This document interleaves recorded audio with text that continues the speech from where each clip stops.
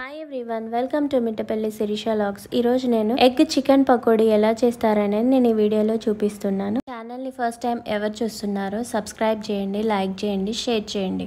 ఇంకా last ending వరకు skip చేయకుండా చూడండి. 100 grams బోన్లెస్ చికెన్ తీసుకున్నాను, చిన్న ముక్కలుగా కట్ చేసి. అది మంచిగా కడుక్కున్న తర్వాత దాంట్లో నీళ్లు ఏమి ఉండదు. దాంట్లో ఎగ్ కూడా వేసుకున్నాను, ఒక ఎగ్. మంచి కలుపుకున్న తర్వాత కొంచెం కరివేపాకు వేసుకోవాలి. ఉల్లిగడ్డ, ఒక చిన్న ఉల్లిగడ్డ సన్నగా పొడవుగా కట్ చేసుకున్న ఉల్లిగడ్డ కూడా వేసుకోవాలి. కొత్తిమీర కూడా సన్నగా కట్ చేసుకొని వేసుకోవాలి. ఇంకా సాల్ట్ కూడా దానికి సరిపడా వేసుకోవాలి. దీంట్లో అల్లం వెల్లుల్లి పేస్ట్ 1/2 స్పూన్ వేసుకోవాలి.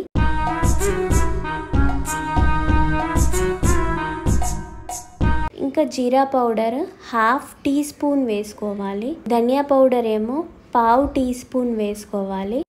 గరం మసాలానేమో 1/2 టీ స్పూన్ వేసుకోవాలి.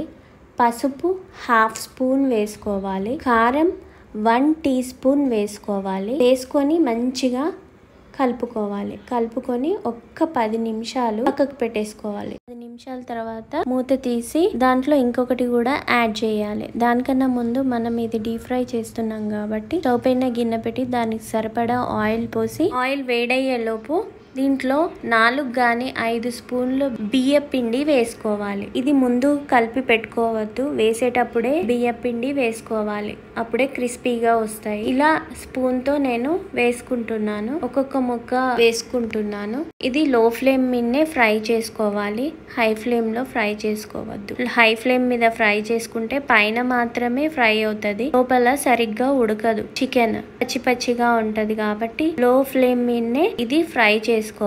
ఇది ఎంత వరకు ఫ్రై చేసుకోవాలి అనంటే, మనం ఆనియన్స్ వేసుకున్నాం కదా, అది లైట్ బ్రౌన్ వచ్చేంత వరకు ఫ్రై చేసుకోవాలి. మనం ఆనియన్ పకోడీ ఎలా ఫ్రై చేసుకుంటామో అలానే ఇది కూడా ఫ్రై చేసుకోవాలి. అంతే, మన ఎగ్ చికెన్ పకోడీ రెడీ అయిపోయింది. Review time.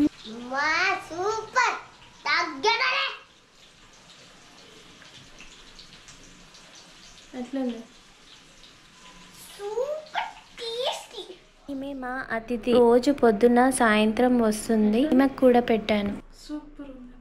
మీరు కూడా ఇంట్లో ట్రై చేసి ఎలా ఉంది అనేది రెసిపీ కామెంట్ సెక్షన్లో కామెంట్ చేయండి.